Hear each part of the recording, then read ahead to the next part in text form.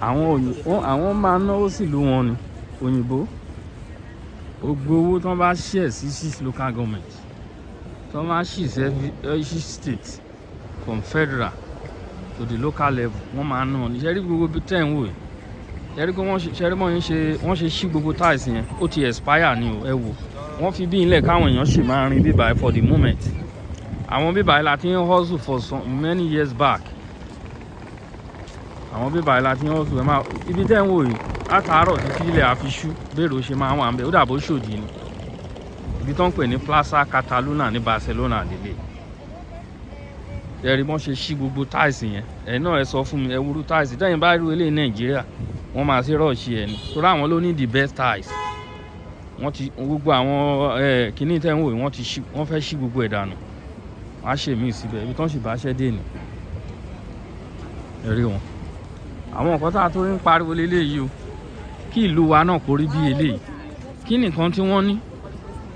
Kí ni resources tí wọ́n ní? Wọn ò ní nǹkan kan lé. Gbogbo resources ti Spain ní generally kò tó half quarter ti Ondo state nìkan. Bẹ́ẹ̀ ni mo fi gbogbo ẹnu ni mo fi sọ ọ́. Gbogbo resources tí wọ́n ní. Ṣùgbọ́n wọ́n ní ọpọlọ. Barcelona jẹ́ one of the state tí àwọn tourists tí wọ́n máa ń visit. Àwọn tourist attraction. Wọ́n ní àwọn different places táwọn tourists wọ́n á gba hotel, wọ́n á jẹun, wọ́n á wọ bus. Àwọn bọ́ọ̀sì wà tẹ́ pé wọ́n á wọ̀ mo tẹ gbàgbé ń sìn kí ṣe fídíò mẹ́ẹ̀. Àwọn bọ́ọ̀sì yẹ kó máa gbé àwọn èèyàn káàkiri inú ìlú. Wọ́n á gbé ẹ lọ sí Barcelona Stadium, wọ́n á gbé ẹ lọ sí La Sagrada Familia. Gbogbo àwọn church tó ń kọ́ káàkiri náà, àwọn church kan tó kọ́ àwọn ancient church táwọn èèyàn á lọ visit. Wọ́n á rí àwọn kọ̀ọ̀kan bẹ́ẹ̀. Gbogbo àwọn owó yẹn wọ́n yọ tax ń bẹ̀. Kò sówó nǹkan tó ṣe, kò sí nǹkan tó bá rà, wọ́n máa yọ tax. Àwọn tax yẹn ló máa accumulate ẹmọ thousands of people. Òun ló máa accumulate tó fi ń develop ìlú wọn. Gbogbo orú nǹkan wọ̀nyí lọ́dọ̀ wa ibo lẹ ti fẹ́ rí. Wọ́n á kó owó yín, wọ́n á lọ kó pamọ́. Àìmọye àwọn politics Nàìjíríà tó nílé sáwọn building tẹ́ ń wò yìí. Àwọn building tẹ́ ń wò yìí mo ń sọ fún yín o, tẹ́ ń wò yìí. Àwọn politician Nàìjíríà wọ́n nílé sí this place particular mi ò mọ ibi tó jẹ́ níbọ̀ mo mọ̀. Many people know about this thing I'm talking. Ẹni tó bá rẹ̀ mọ̀ sí tó bá wo fídíò ìkan comment síbẹ̀ bí àìrọ́ ni mo pa. Àwọn politician wọ́n ní ilé sí àwọn building tẹ́ ń wò yìí. Wọ́n máa jí owó yín kó, wọ́n á wá kó pamọ́. Ẹ wo Yàyà Bello, ẹ wo owó tó ní kó 100 billion. Àwọn ọmọ tí wọ́n ti bí wọ́n ti sanwó school wọn sílẹ̀ from nursery to secondary to university. Ọmọ tí wọ́n ti bí ni o, wọ́n ti sanwó ẹ̀ sílẹ̀. Àwọn èèyàn wa wọn ò ní fẹ́ gbóhùn tó ọ̀rọ̀. Àwọn nǹkan wọ̀nyí ká àwa lára. Kò yẹ kí ọmọ Nàìjíríà kọ̀ọ̀kan kó máa travel lọ máa ṣe ẹrú ní ìlú kọ̀ọ̀kan. Ó yẹ kí wọ́n máa wá sọ̀dọ̀ wa wá ṣe ẹrú ni. Kì í ṣe àwa ló yẹ kó lọ ọ̀dọ̀ wọn. Torí wọn ò ní nǹkan níbi tá a bá wà. Nígbà tí mo kọ́kọ́ dé ìlú yìí nígbà yẹn, àìmọye àwọn òyìnbó tẹ́ kí wọ́n á rí mi. A máa sọ pé where are you from? Wọ́n á sọ pé you are from Nigeria. Wọn gbọ́ òyìnbó, àwọn kọ̀ọ̀kan ní wọn tó gbọ́ òyìnbó tẹ́tẹ̀tẹ́ ni o. Wọn sọ òyìnbó ń bí o. Madam for Nigeria, wọ́n ní Nigeria they have most especially àwọn ọlọ́pàá ló máa ń béèrè question lọ́wọ́ mi nígbà yẹn. Wọ́n ní your country have money but the government is not good. Wọ́n mọ̀ pé government wa olè ní gbogbo wọn, olè ní wọn. Gbogbo àwọn rep, àwọn senator, àwọn governor, gbogbo ìkọ̀kan ní gbogbo wọn kọ́ ló ń travel ni. Gbogbo wọn ló ń travel. Ẹ rí bọ́n ṣe ń renovate ọ̀nà. Ó ti pẹ́ ní mo ti dé bíbá last. Ẹ bọ́n ṣe ń renovate everywhere. By the time tó máa fi parí bíbá yín sìn, ẹ̀yin gan ẹ̀yin Ọlọ́run lógo. Màá ti padà ṣe video some other time tí màá ti gbà bí. Tí wọ́n dẹ̀ ti ń ṣe kíní ìsòrí tó 1 year. Wọ́n ń ṣe lọ díẹ̀ ni. This passage tí mò ń gbà lọ very long. Ó lọ lead sínú omi nínú sea. Nínú beach ló lọ lead sí. Ẹ wò. Lọ́ ti ń ta Real Madrid jersey original. Ṣọ́ọ̀bù wọn ni, ṣọ́ọ̀bù Real Madrid jersey lélẹ̀. Ṣọ́ọ̀bù Madrid jersey. This one ó jẹ́ ti Barcelona. Ti Barcelona ni eléyìí. So àwọn nǹkan táwọn á ń rí tá a torí ń parí oòrùn ìgbà ọ̀jẹ́ kí kámẹ́rà yìí ṣe dáadáa. Oòrùn fèsì reflection yẹn I think it's okay now. Àwọn nǹkan wọ̀nyí ṣé èèyàn á rí nǹkan wọ̀nyí náà èèyàn á dùn. Àwọn ìlú tẹ́ pé wọn ò tí ì ní tẹlifíṣàn nígbà táwa ti ń wo tẹlifíṣàn. àwọn ìlú tó jẹ́ pé wọn ò tí ì ní stadium tó fi ń play ball nígbà táwa ti ní Liberty Stadium nìbàdàn. Àwọn ìlú yẹn wá di nǹkan kìíní sìn. Nàìjíríà bá wà lójú kan ìbádá ó ń padà sẹ́yìn lójoojúmọ́. A lè rí nǹkan wọ̀nyí ní àwa tá a ti kí inú wa máa dùn. Kò sí ọmọ ilẹ̀ Nàìjíríà lẹ́ni tá travel kúrò Nàìjíríà tí mentality ẹ̀ ò ní change. Gbogbo àwọn tó ń ṣe wọn àtọ́sí rántí kiri wọ̀nyí ọpọlọ wọn ò tí ì lè change ń sìn torí wọ́n wà nínú ojú dúdú. Ojú yín sì díẹ̀ tí mọ̀ nǹkankan tí mọ̀ anything. Nígbà tí ẹ bá ti jáde ẹ wà mọ̀ nǹkan tá à ń sọ. Ẹ mọ̀ nǹkan tá à ń sọ. Nǹkan tó wà ń bẹ̀ nìyẹn. Owó tó wá tó bẹ́ẹ̀ náà wàá jí owó kó. Wọ́n á lọ ṣe account wọ́n á rí kó 1 naira dín bẹ́ẹ̀ bí tó wọ̀nyẹn gbà wá ṣàlàyé. Àwọn ta ló fẹ́ mú ẹnìkan ní Nàìjíríà? Everybody ló ń lọ síbẹ̀ lọ kó tiẹ̀. Everybody máa lọ síbẹ̀ á lọ kó tiẹ̀. Before kan tó sún àárín ẹ̀ kan tó ṣe kó tó lọ fẹ́ ní post gbogbo nǹkan tó ní wàá declare ta ló ń declare anything both even councillor gbogbo nǹkan tó ní wọ́n mọ̀ wà lọ kọ̀ déédé wàá wọ post within 1 year wàá kọ̀ déédé lọ ra lé síbì kan ọ wàá kọ̀ déédé bẹ̀rẹ̀ sí ń kọ́ lébo ló ti rówó tó fi ń kọ́ but àwọn èèyàn wọn ní sense láti béèrè question they don't have sense to ask question wọn ò ní sense wọn ò ní sense tẹ́ èèyàn bá wá ń béèrè wàá sọ wàá dẹ̀ èèyàn burúkú wàá di èèyàn burúkú wọn ò lọ́pọlọ Ọlọ́run ignorance is a disease I swear to ó ń kà mí lára pé àwọn èèyàn wá ti ọ̀pọ̀lọpọ̀ àwọn èèyàn tó yẹ pé they are education illiterate wọ́n kò ní education ni wọ́n illiterate ni most of them ọpọlọ ẹlòmíì ti meant honestly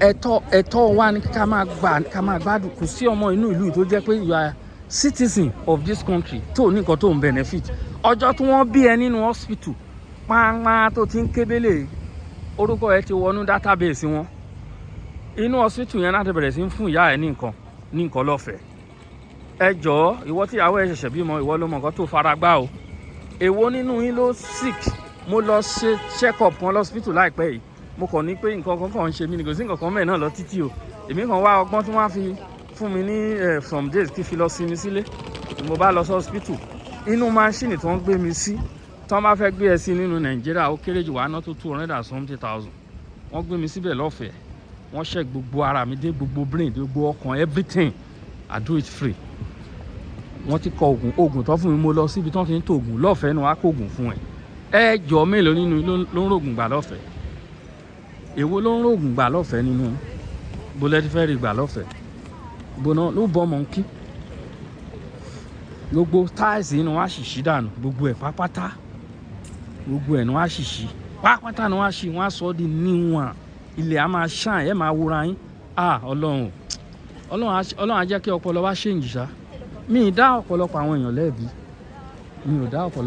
lẹ́bi now wọ́n ní wọ́n ti yọ VIP àwọn ọlọ́pàá tó ń kòbọn tẹ̀lé àwọn politician yín ẹ wo bọ́n ṣe ń sá kiri ẹ̀yin náà ẹ fi yẹn fọpọlọ kẹ́ fi wò ó kí ló mú wọn sá kiri ìwọ tí ẹ pé Olúwa lolùṣọ́ àgùntàn mi òun ni wọ́n ń ṣe ò ní security kò sí ọlọ́dẹ kò sí nǹkankan ẹ wá wà àwọn tó ń kó sójà sí inú ilé wọn tó ń kó sójà sí gbogbo ẹgbẹ́ iwájú ta ilé wọn wọ́n wá náà fẹ́ yọ àwọn sójà yẹn kúrò sí kí ló wá mú wọn bẹ̀rù wá ìtàn ṣe ń bẹ̀rù gbogbo wọn bẹ̀rẹ̀ sí ń bẹ̀rù pé kíní gbogbo wọn wá ń bẹ̀rù fún kidnapper ẹ mú ìgbà tẹ́yìn ti wà nù kíní yìí ẹ mú àtìgbà tẹ́ ti wà nínú hílà hílò yìí gbogbo àwọn nǹkan yìí ó jẹ́ nǹkan tó ń dùn wá lọ́kàn èmi kàn ń gba ẹ má wo oòrùn yẹn kàn mú ni òtútù tó wà nù ẹ̀ kì í ṣe díẹ̀ ọwọ́ mi gan freeze the direction of the sun ní kámẹ́rà mi face kò dẹ̀ sí mi ò ní tripod mẹ́wàá mo lè fi dì mú dáadáa ọdún ṣẹlẹ̀ nìyẹn ọmọ aláṣọ wa ń wọ àkísà ọmọ ẹlẹ́ran wa ń jẹgun ṣẹ́rí Ondo state is one of the states tó ní the largest resources in Nigeria the largest bitumen in the world ó wà ní Canada the second one wà ní Ìlàjẹ side ní Ondo state bitumen wọ́n kọrí mọ́ crude oil wa nìkan ibo làwọn góòdù wa ibo náà ń ṣàkáǹtì ẹ̀ sí crude oil lẹ́ẹ̀ máa gbọ́ Nàìjíríà ò ní rìfánárì ẹyọ kan ojúgbà mi tì fún ìlú ìyọ́ Ọlọ́run ojúgbà mi tì as big wọ́n máa pe wọn ní Lion of Africa kọ́ máa sọ mọ́ it's a big shame láti máa sọ jáde lẹ́nu pé you are the lion of Africa honestly lion of where ẹ lọ wo India ẹ jọ epo wo náà ní India o ní India ní 30 refinery 30 wọ́n gbé refinery sí gbogbo state wọn káàkiri ni wọn lépo o Nàìjíríà ní epo ibi míì gan ẹ máa pọnmi ní kànga ẹ máa rí sàn epo ńbẹ wọ́n ti discover epo lágbègbè yẹn wọn ò ní refinery ẹyọ kan Dangote single-handedly ó ti ṣe refinery wọ́n ti ń dìtẹ̀ ẹ̀ Dangote bá fẹ́ reduce price epo ń sìn wọ́n á bẹ̀rẹ̀ sí against ẹ̀ wọn ò fẹ́ kẹ́ ẹ gbé rí wọn ò fẹ́ kẹ́ ẹ gbé rí wọ́n fẹ́ kẹ́ ẹ máa tọrọ jẹ ní but àwọn ọ̀dọ́ wọn lọ́pọlọ ọpọlọ wọn ti kú torí owó kéékèèké wọ́n ti pín owó fún wọn wọ́n fẹ́ bẹ̀rẹ̀ election ni ìjẹ́ ẹ gbọ́ 2026 lẹ́nu olóṣèlú kọ̀ọ̀kan ní Nàìjíríà ìjẹ́ ẹ gbọ́ 2026 lẹ́nu olóṣèlú kọ̀ọ̀kan 2027 náà pariwo torí after ara wọn ni wọ́n wà wọn kí ẹ̀ nípa ẹ̀ ìwọ tó ń para ẹ̀ wọ́n á kó bọ́n sí ẹ lọ́wọ́ kó máa báyàn jà ẹ máa bá ọmọ ẹbí yín jà ẹ gbàgbé pé olóṣèlú bọ́sẹ̀ wọ́n á bá tiwọn lọ á wá kù wá àtàrà ilé ẹ̀ wọ́n á kó bọ́n sí yín lọ́wọ́ ẹ máa ṣe jàǹdùkú káàkiri torí olóṣèlú àwọn ẹ wá béèrè ṣé wọ́n lè kó ìbọn sí ọwọ́ ọmọ wọn kí Tinubu lọ kó ìbọn sọ́wọ́ Ṣèyí kó ní kó lọ máa kàǹpé káàkiri àbí kó lọ sóṣòdì kó lọ máa ṣe jàǹdùkú mẹ́ níbo ṣùgbọ́n ọmọ Tinubu náà fẹ́ ṣe bọ́n ṣe ń ṣe ni wọ́n á transfer from father to son òun náà ọmọ wọn náà ń ṣe ó fẹ́ gbégbá gọ́vnà ní kìíní ṣe ẹ sin bàbá ẹ ti sin ọmọ Tinubu ṣe gọ́vnà ó ṣe sẹ́nétọ̀ ó ti ṣe president ẹ sin bàbá ẹ sin ọmọ bó ṣe máa ń rí nìyẹn nínú Nàìjíríà kò ní lè yé wa ẹ máa hélè wọn ẹ gbé wọn sókè wọn á di àkókò gàgàrà wọn á di Ọlọ́run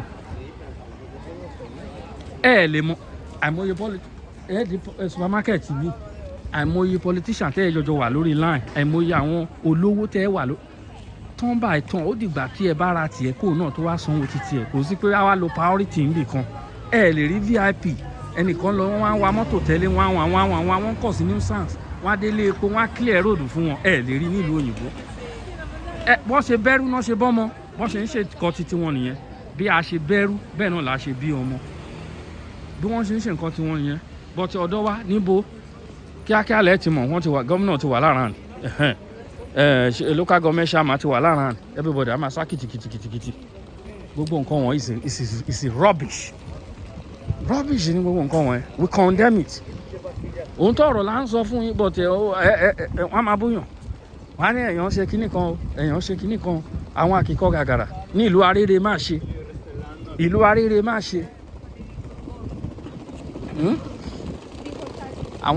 àwọn baálẹ̀ ìlú arére má ṣe gbogbo wọn wá sọ̀rọ̀ àwọn dànkan mi ẹ wo níwọ̀n tó fẹ́ ṣe new tiles tó fẹ́ ṣe sọ́nà ẹ wo length thick raw cement òun náà fi ṣọ́ọ̀kì ẹ̀ sílẹ̀ kò sí nǹkan tó lè yẹ raw cement ẹ wo tiles tó wà ń bẹ̀ tẹ́lẹ̀ gbogbo bíbá tẹ́lẹ̀ bíbá la máa ń wà látàárọ̀ dalẹ́ láyé bí some 8 years 9 years ago 10 years ago ibi tá a máa ń wà ní àmọ́ àwọn tí mo mọ̀ látẹ̀kọ́ wọn lè ọ̀pọ̀lọpọ̀ wọn lè má fẹ́ mọ̀ mí mọ́ but I know them ẹ wò ó ṣe rí gbogbo àwọn irin tó fi ń ṣiṣẹ́ ṣe rí look at this place náà ẹ wọ́n ṣe díìgì ẹ̀ lọ sínú ilẹ̀ wọ́n máa ní kán ṣe títì fún yín ẹ gbọ́ràn by force anyway ṣe rí ẹ máa wo nǹkan o ṣe rí wọ́n tẹ ẹ wo inú ilẹ̀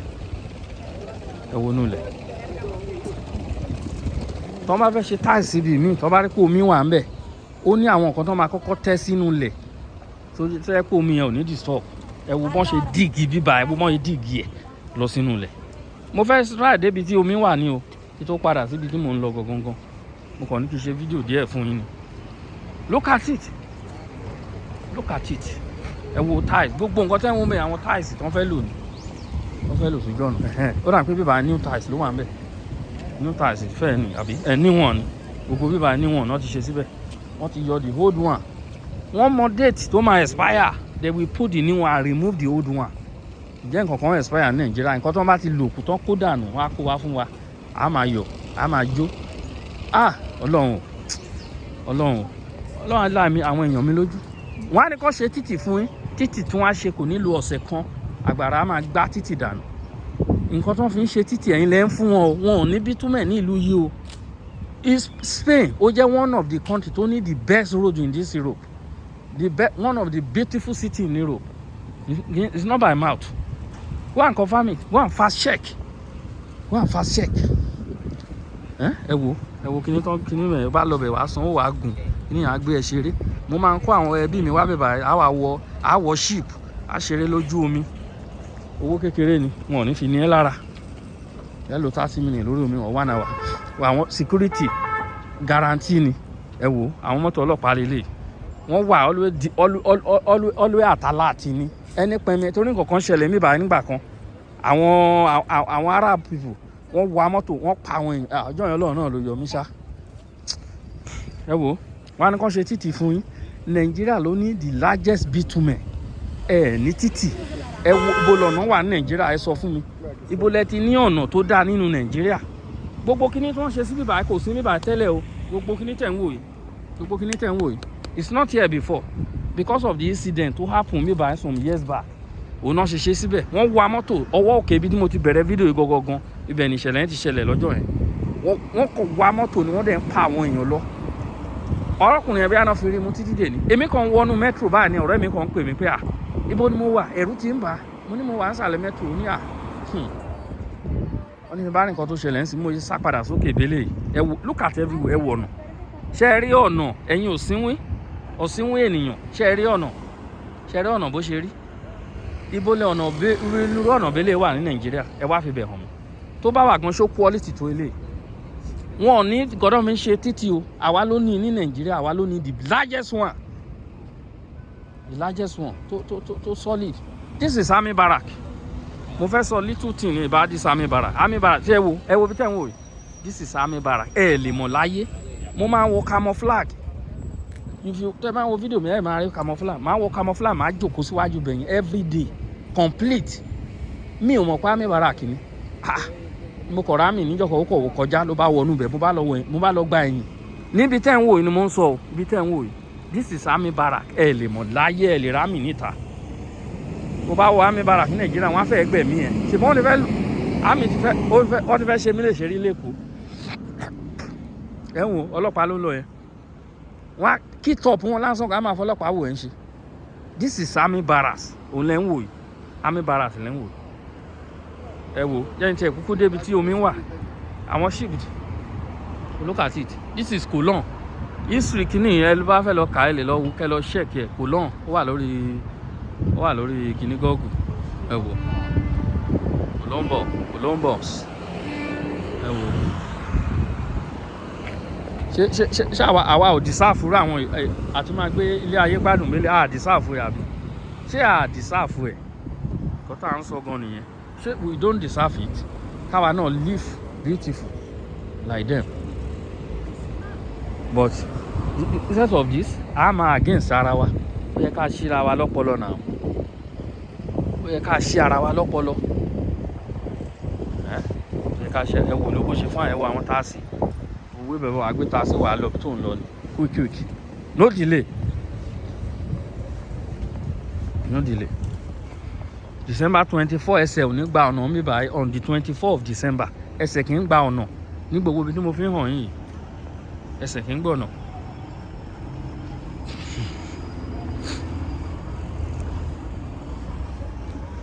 Ẹ máa wo pé ta ló ń sọ̀rọ̀ ẹni tẹ́ ẹ mọ̀ ẹni tó ń sọ̀rọ̀ náà èmi ló ń sọ̀rọ̀ èmi tẹ́ ẹ ti mọ̀ náà ni.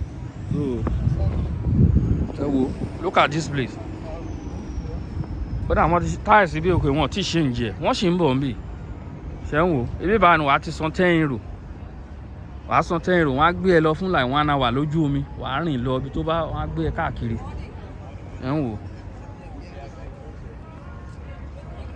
àwa ò deserve irú nǹkan báyìí ká máa jìyà káwọn èèyàn wa máa jìyà gbogbo resources tó tọ́ sí gbogbo wa àwọn kan lójókòó tí wọ́n kó àwọn kan lójókòó tí wọ́n kó tó fi ń tọ́jú ẹbí wọn àtọmọ wọn nǹkan tó yẹ pé ó tọ́ sí èmi àti ẹ right tí wọ́n ní lórí ẹ̀ tí àwọn politician ní lórí resources wa òun náà nìwọ náà ní nǹkan tá à ń sọ fún yín nìyẹn right tí wọ́n ní lórí resources yẹn òun náà nìwọ náà ní wọ́n bá gbọ́n díẹ̀ sílẹ̀ fún yín ẹ máa sá sókè ẹ máa sá sódò ẹ máa yìn wọ́n ní nǹkan tó ní right sí kí ni tẹ̀ in fact owó tó ń kó fún obìnrin wọ́n á lọ ra ilé fún obìnrin ẹ lọ wo àwọn Nollywood actress ẹ lọ ṣàkíyèsí àwọn obìnrin àwọn beautiful girl nínú actress ẹ wo bọ́n ṣe ń live àwọn politician wa ló ń kówó fún wọn àwọn ló ń kówó fún wọn ìjẹ́ ìwọ nílé ìjẹ́ o tí ì sanwó ilé ẹ have you pay your house rent ṣé o ti rán ọmọ ẹ lọ sí school ṣé private school ló fọmọ ẹ sí ṣé private school ni ìwọ fi ọmọ títì ẹ sí ìbéèrè tá à ń béèrè nìyẹn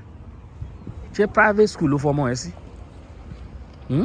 ṣé private school òun ni ó fi ọmọ rẹ sí níbo bó ló ti fẹ́ rí owó fi sí private school government school kidnapper àti wàá kó wọn wàá lọ kó wọn ní government school wàá kó wọn lọ Chibos gẹ̀ẹ́bù náà wà títí dè ní àwọn ọmọ tó ń lọ kó nínú school ní ṣé Katsina àbíbo ìṣe wọ́n ti rí wọn kó padà wọ́n á kó àwọn ọmọ lọ́mọ lọ ní igbó wọ́n ti fún gbogbo àwọn ọmọ tí wọ́n kidnap ní Chibos gẹ̀ẹ́ wọ́n ti fún wọn lóyún wọ́n ti sọ wọ́n di ìyàwó wọn kidnapper everyday wọ́n á jíyàn gbé kò sí nǹkan tó fẹ́ ṣẹlẹ̀ kí ló fẹ́ ṣe àwọn náà ló ń kó àwọn tí ó ń fìyà ń jẹ yìí tó ń jòkó lé resources wa àwọn náà ló ń kó àwọn ló ń weaponize àwọn bandits ẹ ṣí etí yín sílẹ̀ bíríìjì tẹ́ ń wò open and close ni ó máa open ship bá fẹ́ kọjá á open automatic àìmọye ìgbà tí mo ti wà ńbẹ̀ nígbà tó ń open mo tẹ̀ mo ní fídíò kankan sórí bíbá gan tí mo níjọ́ kan tó fẹ́ open tí mo ń fídíò ẹ̀ ó wà lórí fóònù mi ó wà lórí fóònù mi ó wà lórí fóònù ẹ̀ ń wo ship ẹ̀ ń wò a lot of places wà tẹ́ pé èèyàn lè lọ téèyàn á ṣe fídíò fún ṣáà dísà gbogbo nǹkan wọn a fẹ́ padà wá sí ìlú wa kán tù ìlú wa ṣe fún wa òtútù wẹ́dà wọn ò dáa ẹ̀rọ pé àwa ń lo òyìnbó inú wa ń dùn pé ìlú òyìnbó kí ni ẹ̀yin lẹ́wà ń lé tẹ́ ń válù lóyìnbó náà bí security ò sí ní ìlú wa wọn ṣèlú dáadáa náà ló yẹ ká ń sá kúrò ń lò tí ìlú wa bá dáa kí ni là ń wá kiri kí ni nǹkan tá à ń wá kiri I'm proud of my town I'm proud of my region kò sí èdè kan pẹ̀lú Nàìjíríà torí Nàìjíríà never be a one country never kò lè work kọ́tà afẹ́kẹ́ mọ̀ nìyẹn kò lè work láyéláyé ẹ jẹ́ kí Tinubu lo ATS kó kúrò ńbẹ̀ ọlọ́run ayé kó padà wọbẹ̀ kó lo ATS kó kúrò ńbẹ̀ kó kú ẹlòmíì sí gbogbo ọmọ Yorùbá tán kó sí position pápátá ni wọ́n á yọ wọ́n dànù wọ́n á kó ẹlòmíì sí orí yín á wá pé ọlọ́run àṣẹ alọ́bọ́sọ́wọ́ Haúsá padà ẹ̀ ríran wò à ń sọ̀kọ ẹ̀ fẹ́ gbọ́ ẹ wò ẹ Yorùbá ṣọ́ra mẹ́bàá ó lè já sómi gan.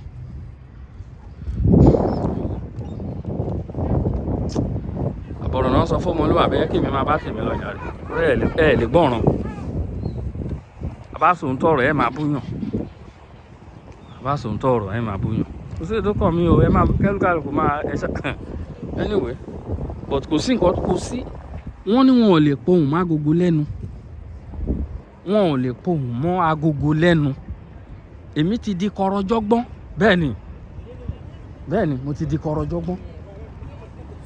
That is it. That is it. Mi ò ní bú anybody. Mi ò bú anybody but màá fi ọ̀rọ̀ nà yín lẹ́gba.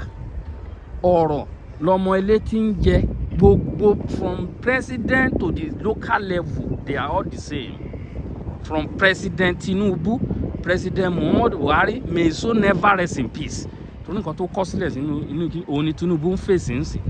Kì í ṣe pé Tinubu náà ò lọ́wọ́ ńbẹ̀ o kí ló ṣẹlẹ̀ kí ló dé tí Tinubu ò gbẹ́sẹ̀ kúrò lórí Sunday Igboho tí ò bá lọ́wọ́ ńbẹ̀ nínú àtáàkì tẹ́ni ẹlẹ́ni wà nínú ilé ẹ̀jẹ̀jẹ̀ kò pààyàn kò síbi tó ti sọ̀rọ̀ violently kò síbi tó ti báyàn jà tá a bá fẹ́ ṣe rally ẹ má jà ò ní Alóyè Igboho máa ń pariwo wọ́n lọ wọnú ilé ẹ̀ wọ́n lọ fẹ́ lọ pamọ́nú ilé Ọlọ́run ló kó o yọ wọ́n pa èèyàn méjì sí lọ́rùn Tinubu wọbẹ̀ kò lè sọ́pọ̀ ọmọ Yorùbá nìkan fi sílẹ̀ Tinubu wọbẹ̀ ta ni wọn lè bú ní Nàìjíríà ta ni wọn lè kí Tinubu wá sí nǹkan tó bá fẹ́ ṣe náà ṣèbó ó ní agbára láti kó wá gbé mi níbi tí mo wà kó wá gbé mi ó ní agbára ẹ̀ láti wá gbé mi kó máa bọ̀ kó wá gbé mi bí a kì í ṣòótọ́ ọ̀rọ̀ I'm a voice of the voiceless I'm a voice that cry in the wilderness and I will say the truth to you ẹ gbọ́ Tinubu ní agbára ẹ̀ bẹ́ẹ̀ ni mo sọ ó ní agbára ẹ̀ láti wá píìkì mi níbi báyìí kó wá gbé tó bá ti jẹ́ pé kó tó di kó wá bẹ́ mi lórí màá ti sòótọ́ ọ̀rọ̀ fún bó ṣe jẹ́ nìyẹn ẹ jẹ́ kó rí wa pé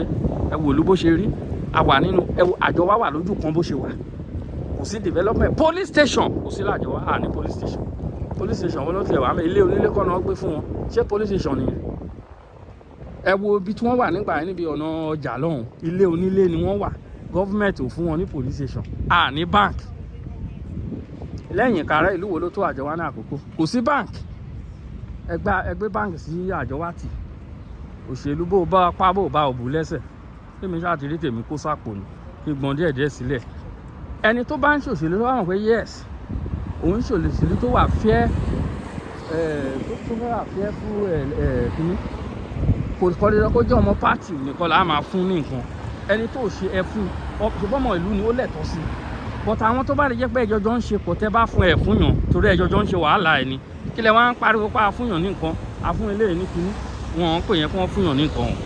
Ẹjọ́ jọ ń ṣe ni, ẹjọ́ jọ ń ṣe wàhálà ni. Tẹ́ bá fẹ́ fún yàn ní nǹkan, ẹni tí ò ṣe pátì, tí ò ṣe kankan, ẹ lọ píìkì ẹ̀ nínú ìlú kẹ́ fún ní nǹkan. Àìmọye àwọn èèyàn tó yẹ pé wọ́n wà ní tra, wọn ò ṣe PDP, wọn ò ṣe SDP, wọn ò ṣe APC, wọn ò ṣe AC, wọn ò ṣe AD, wọn ò ṣe kankan. Ẹ lọ píìkì wọn kẹ́ fún wọn lápọ́ìntmẹ̀ntì. Yes, inú wa dùn á ní yes, wọ́n ṣe dáadáa. But tó bá jẹ́ ẹni tẹ́jọ́ ń ṣe káàkiri, tẹ́jọ́ ń ṣe wàhálà káàkiri náà fún appointment, you don't give for anybody anything because ẹjọ́ ń ṣe ni. Ibi tẹ́yìn bá dẹ̀ ti ń ṣe ló kì í jẹ. Bẹ́ẹ̀ ni òun náà fi ń pè ní workshop. Where you work you eat from there, òun náà pè ní workshop. Àásùn tọrọ inú ń bí mi seriously pẹ̀lú àwọn nǹkan tó ń ṣẹlẹ̀ nínú Nàìjíríà generally. Inú Nàìjíríà generally. Ìlú àìmọye àwọn ọ̀rẹ́ mi kan tó náà fẹ́ lọ sí Nàìjíríà because wọ́n lọ kàn lọ kidnap wọn. Ilé mi ń ṣe máa ra jòkó sí mo tẹ̀ ń plan pàtì wá ní kíní tẹ́lẹ̀ mi ìwá mọ́. Màá bí kán wá gbé mi. Ṣé àwọn ará bí wọn tẹ̀lé rán yàn wọ́n wá jiyàn gbé? Ọdún ẹ lè máa wò pé àyàn kan wà ń lo òyìnbó ó wà ńlẹ̀ gan-an. This is army barracks Olenwo. Ẹ jẹ́ kí n fi yín sílẹ̀ bó bá yẹ ẹ máa ro ọ̀rọ̀ mi pé kì í ṣọ̀rọ̀ àṣejù. Kì í ṣọ̀rọ̀ àṣejù. Àwọn tó ní etí listening ear wọ́n máa pick point nínú àwọn ọ̀rọ̀ tí mo sọ. Àwọn tó ní listening ear tí wọ́n mọ ọ̀rọ̀ ń gbọ́ wọ́n á pick point pé bọ̀bọ̀ ìhun tọ̀rọ̀ ló ń sọ. Èmi àti rẹ inú ọlá ńlá ló yẹ ká wà. Ó yẹ ká máa supervise àwọn kọ̀ọ̀kan ni. Ní àwọn ilé iṣẹ́ wo ló wà ní Ìkàrẹ́ kó tó máa kó ọ̀dọ̀ wa. Fún ọmọ ọwọ́ wá sísàlẹ̀ ẹjọ́ ẹ sọ company tó wà ń bẹ̀ fún mi. Company tó wà ní from ọwọ́ wá sísàlẹ̀. Àjọwá ló gbẹ̀yìn sí Kogi ló gbẹ̀yìn sí Ondo State. Wọ́n ti mọ̀ bí Àjọwá exist. Ẹ wo ó dàárọ̀.